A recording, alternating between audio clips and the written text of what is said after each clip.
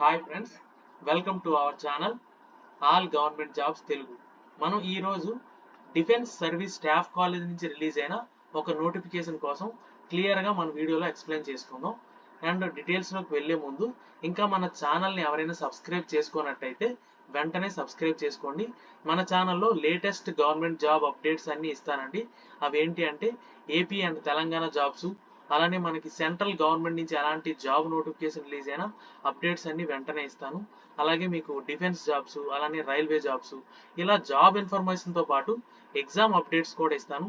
అలాగే syllabus details కూడా క్లియర్గా ఎక్స్ప్లెయిన్ చేసి ఛానల్లో అప్డేట్ చేస్తానండి. సో ఇంకా ఎవరైనా సబ్స్క్రైబ్ చేసుకున్నట్టయితే వెంటనే ఛానల్ని సబ్స్క్రైబ్ చేసుకోండి. డెఫినెట్గా మీకు ఛానల్ నుంచి యూస్ఫుల్ ఇన్ఫర్మేషన్ అయితే దొరుకుతుంది. అండ్ ఫర్దర్గా మనం వీడియోలోకి వెళ్తే డిఫెన్స్ సర్వీస్ స్టాఫ్ కాలేజ్ అండి, తమిళనాడులో ఉండే ఈ డిఫెన్స్ సర్వీస్ స్టాఫ్ కాలేజ్ నుంచి మనకి గ్రూప్ సి పొజిషన్ కి వేకెన్సీస్ అనేవి రిలీజ్ అయ్యాయి అనమాట. మనం ఈ వీడియోలో ఈ గ్రూప్ సి పొజిషన్ లో ఏ పొజిషన్ కి వేకెన్సీస్ రిలీజ్ అయ్యాయి, అలానే సెలక్షన్ ప్రొసీజర్ ఎలా ఉంటుంది, రిటర్న్ ఎగ్జామ్ అనేది ఏ సబ్జెక్ట్స్ పైన ఉంటుంది, అలాగే అప్లికేషన్ ఫిల్లింగ్ ప్రొసీజర్ ఏంటి, ఈ డీటెయిల్స్ అన్ని క్లియర్ గా ఎక్స్ప్లెయిన్ చేశానండి. సో వీడియో స్కిప్ చేయకుండా లాస్ట్ వరకు చూడండి. అండ్ లాస్ట్ డేట్ విషయానికి వస్తే మీకు మార్చ్ 30th అండి, ఈ లోపే అప్లై చేసుకోవాలి. అండ్ ఫర్దర్గా చూసుకుంటే ఇదిగోండి, మనకి టోటల్గా మల్టీ టాస్కింగ్ స్టాఫ్ పొజిషన్కి వేకెన్సీస్ రిలీజ్ అయ్యాయి అనమాట. Multi tasking staff office and training ఈ పొజిషన్కి వేకెన్సీస్ అనేవి రిలీజ్ అయ్యాయి. ఇక్కడ చూసుకుంటే మీకు ఏజ్ అనేది 18 to 25 years మధ్యలో ఉండాలి, ఏజ్ క్రైటీరియా అనేది. అండ్ ఫర్దర్గా పే లెవెల్ చూసుకుంటే మీకు పే లెవెల్ 1 అండి, 18,000 నుంచి 56,900 మంచి ప్యాకేజ్ అండి. మీకు 35,000 నుంచి 40,000 వరకు ఉంటుంది ఇనీషియల్ గానే మీకు శాలరీ అనేది. సో మంచి ప్యాకేజ్ ఇస్తున్నాడు. అండ్ ఎడ్యుకేషన్ క్వాలిఫికేషన్ చూసుకుంటే matriculation pass or equivalent from a recognised board అన్నాడు. అంటే 10th పాస్ అయిన ప్రతి ఒక్కరూ అప్లై చేసుకోవచ్చు అండి. ఇది పర్మనెంట్ గవర్నమెంట్ జాబ్ అండి. డిఫెన్స్ కాలేజ్ నుంచి రిలీజ్ అయిన ఈ మల్టీ టాస్కింగ్ స్టాఫ్ పొజిషన్ అనేది permanent government job. So 10th class pass అయిన ప్రతి ఒక్కరూ డెఫినెట్గా అప్లై చేసుకోండి. శాలరీ కూడా మంచి ప్యాకేజ్ ఇచ్చాడు, 18,000 నుంచి 56,900 అంటే మీకు ఈజీగా 35,000 నుంచి 40,000 వరకు గ్రాస్ శాలరీ ఉంటుంది. మంచి ప్యాకేజ్ అండి. ఏజ్ కూడా 18 to 25తో పాటు మీకు ఏజ్ రిలాక్సేషన్ కూడా ఉంటుంది. ఆ డీటెయిల్స్ కూడా ఫర్దర్గా చూద్దాం. ఇదిగోండి, ఏజ్ ఆల్రెడీ చెప్పాను కదా, మీ ఏజ్ క్యాల్కులేషన్ అనేది లాస్ట్ డేట్ ఆల్రెడీ చెప్పాను కదా, మార్చ్ 30th. ఈ లోపే మీకు ఏజ్ అనేది ఎక్వైర్ అయి ఉండాలన్నమాట. 18 to 25 మధ్యలో ఉండాలి. అండ్ ఏజ్ రిలాక్సేషన్ చూసుకుంటే ఓబీసీ వాళ్ళకి 3 years, ఎస్సీ ఎస్టీకి 5 years, అలాగే పీడబ్ల్యూడీకి 10 years, పీడబ్ల్యూడీ ఎస్సీ ఎస్టీ అయితే 15 years, పీడబ్ల్యూడీ ఓబీసీ అయితే 13 years. అన్ని గవర్నమెంట్ సర్వీస్కి ఇచ్చినట్టే దీనికి కూడా ఇచ్చాడు. మంచి ప్యాకేజ్ ఇచ్చిన మంచి పొజిషన్ అనమాట. డెఫినెట్గా ఎలిజిబిలిటీ ఉన్న ప్రతి ఒక్కరూ యూటిలైజ్ చేసుకోండి. అండ్ ఫర్దర్గా మీకు రిజర్వేషన్ అనేది క్లెయిమ్ చేయాలనుకుంటే మీ రెస్పెక్టివ్ రిజర్వేషన్ ఏదైతే క్లెయిమ్ చేయాలనుకుంటున్నారో ఆ సర్టిఫికేట్ అనేది ప్రొడ్యూస్ చేయాలండి. ఎస్సీ అయితే ఎస్సీ, ఎస్టీ అయితే ఎస్టీ, ఓబీసీ అయితే ఓబీసీ, ఆ సర్టిఫికేట్ అనేది ప్రొడ్యూస్ చేయాలి. అది కూడా రిక్వైర్డ్ ఫామ్లో ఉండాలన్నమాట. ఇంకోటి ఫార్మేట్ అనేది రిక్వైర్డ్ ఫార్మేట్లో ఉండాలి. ఓకే. అండ్ ఫర్దర్గా ఓబీసీ వాళ్ళకైతే ఇంకో పాయింట్ మెన్షన్ చేశాడు, మీ ఓబీసీ అనేది నాన్ క్రిమీ లేయర్ సర్టిఫికేట్ అయి ఉండాలన్నమాట. అండ్ లాస్ట్ డేట్ విషయానికి వస్తే మార్చ్ 30th అండి, ఈ లోపే అప్లై చేసుకోవాలి. అండ్ ఫర్దర్గా చూసుకుంటే ఎలా అప్లై చేయాలి అంటే ఇది ఆన్లైన్ అప్లికేషన్ కాదండి, ఆఫ్లైన్ అప్లికేషన్. మీకు డిస్క్రిప్షన్లో ఈ నోటిఫికేషన్తో పాటు మీకు అప్లికేషన్ కూడా మీకు డిస్క్రిప్షన్లో పెట్టాను అనమాట. అంటే ఈ నోటిఫికేషన్తో పాటే లాస్ట్ 3 pages అనేది అప్లికేషన్ అనమాట. మీరు ఆ 3 pages ప్రింట్అవుట్ తీసుకొని అది ఎలా ఫిల్ చేయాలనేది కూడా లాస్ట్లో ఎక్స్ప్లెయిన్ చేశాను, అది కూడా చూడండి.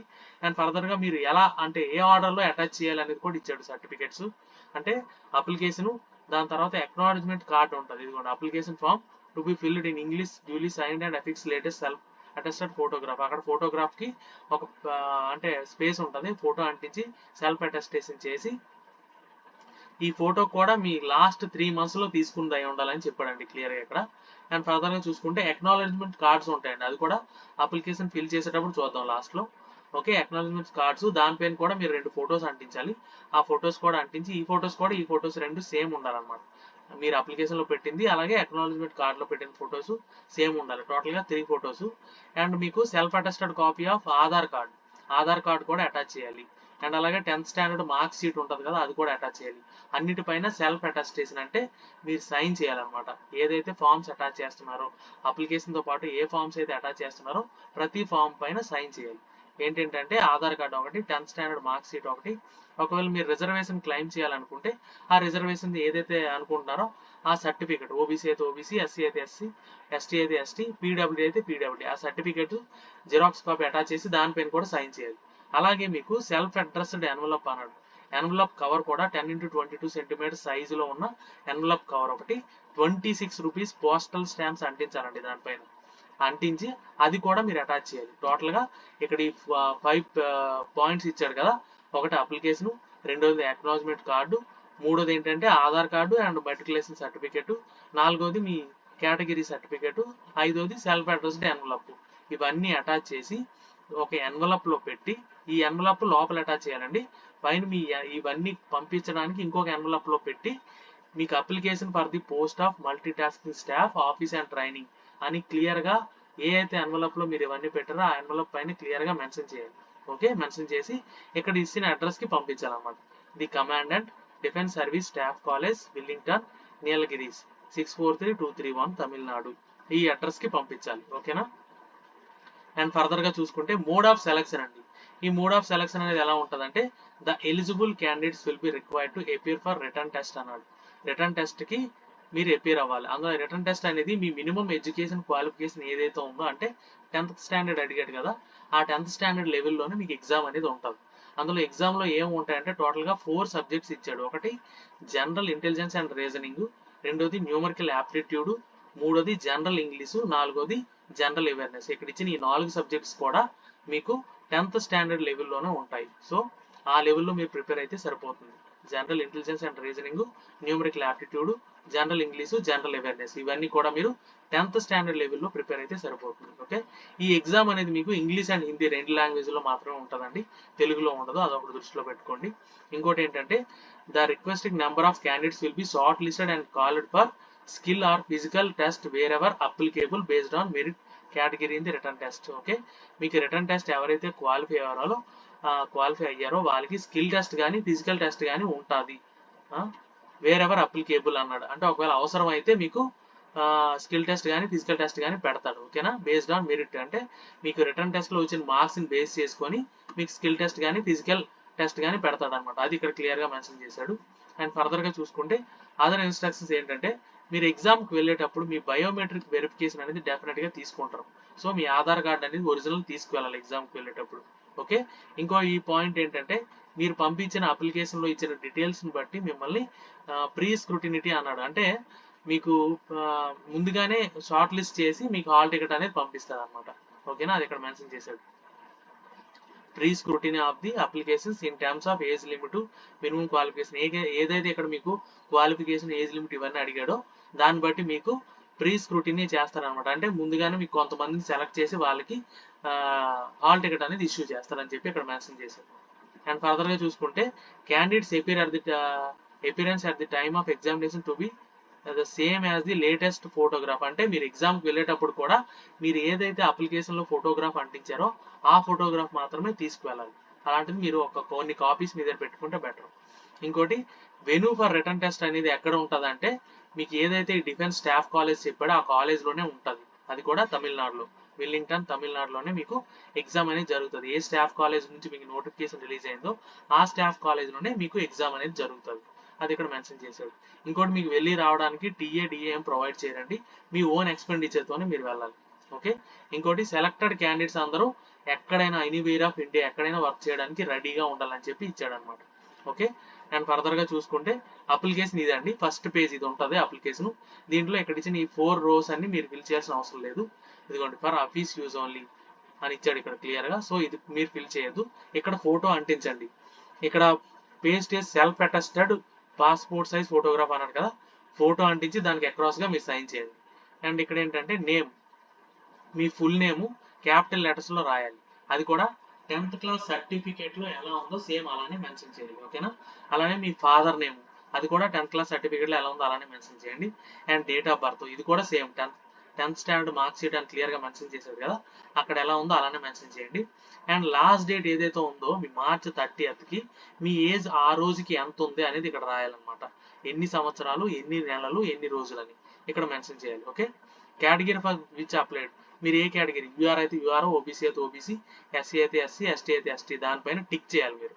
ఓకేనా, tick 1 or more where ever applicable అని. ఓకే, దేనిపైన అయితే దానిపైన క్లిక్ చేయాలి. ఓకే, టిక్ చేసి నెక్స్ట్ మీరు ఎక్స్ సర్వీస్ మ్యాన్ అయితే ఎస్ అని, లేదంటే నో అని టిక్ చేయాలి. అలాగే పీడబ్ల్యూడీ క్యాండిడేట్ అయితే ఎస్ అని, లేదంటే నో అని. అలాగే ఎడ్యుకేషన్ క్వాలిఫికేషన్స్ అడిగితే ఇక్కడ మీకు ఓన్లీ 10th స్టాండర్డ్ అడిగాడు కాబట్టి 10th ఇయర్ ఆఫ్ పాసింగ్, ఎప్పుడు పాస్ అయ్యారు, మీకు ఎన్ని మార్క్స్ వచ్చాయి, టోటల్ మార్క్స్ ఎన్ని, పర్సంటేజ్ ఎంత, ఈ డీటెయిల్స్ అన్ని రాయాలి. ఓకేనా, ఒకవేళ ఎక్స్పీరియన్స్ ఉందనుకోండి ఇక్కడ మెన్షన్ చేయండి. ఎక్స్పీరియన్స్ మెన్షన్ చేస్తే ప్రూఫ్ కూడా ఎన్క్లోజ్ చేయాలని చెప్పి ఇక్కడ క్లియర్గా మెన్షన్ చేశాడు. మీకు ఎక్స్పీరియన్స్ ఏం అడగలేదు కాబట్టి ఏం మెన్షన్ చేయకపోయినా పర్వాలేదు. ఓకేనా, అండ్ ఫర్దర్గా చూసుకుంటే ఇక్కడ ఒకవేళ మీరు గవర్నమెంట్ ఎంప్లాయ్ అనుకోండి, నో అబ్జెక్షన్ సర్టిఫికేట్ ప్రొడ్యూస్ చేయాలి. అండ్ మీరు ఏ పోస్ట్లో పనిచేశారు, మీ పే లెవెల్ ఎంత, మీ ప్రెజెంట్ పోస్ట్ ఏంటి, ఈ డీటెయిల్స్ అన్ని కూడా మెన్షన్ చేయాలి. Date of appointment, me office address, ఇవన్నీ మెన్షన్ చేయాలి. ఒక లేదనుకుంటే అవసరం లేదు, బ్లాంక్ వదిలేసినా పర్లేదు. అండ్ మీ మొబైల్ నెంబర్ ఇక్కడ మెన్షన్ చేయాలి. అండ్ మీ ఆధార్ నెంబర్ ఏదైతే ఉందో అది కూడా ఇక్కడ మెన్షన్ చేయాలి. ఆధార్ నెంబర్ అని ఇచ్చాడు కదా. అండ్ ఫర్దర్గా చూసుకుంటే ఐడెంటిఫికేషన్ మార్క్స్ అండి, మీ మోల్స్, మీ బాడీ పైన ఏవో 2 మోల్స్ ఇక్కడ మెన్షన్ చేయాలి.